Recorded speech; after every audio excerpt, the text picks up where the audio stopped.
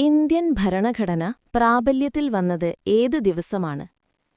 1947 August 15, 1949 November 26, 1950 January 26, 1952 January 26.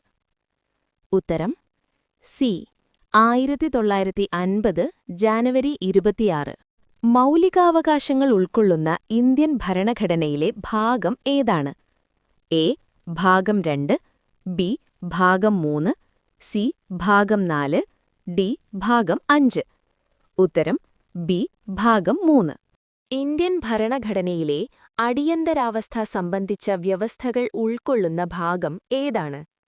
Option A ഭാഗം 16, option B ഭാഗം 17, option C ഭാഗം 18, ഓപ്ഷൻ ഡി ഭാഗം 19.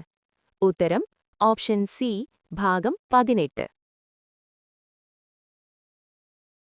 ദേശീയ മനുഷ്യാവകാശ കമ്മീഷൻ സ്ഥാപിതമായത് ഏതു വർഷമാണ്? 1990, 1992, 1993, 1995. ഉത്തരം സി. 1993. ഇന്ത്യയിലെ ഏറ്റവും വലിയ ലോക്സഭാ മണ്ഡലം വിസ്തീർണമടിസ്ഥാനമാക്കി ഏതാണ്? എ. ലഡാക്ക്, ബി. ഉത്തര Chennai, C. Bangalore rural, D. Kutch.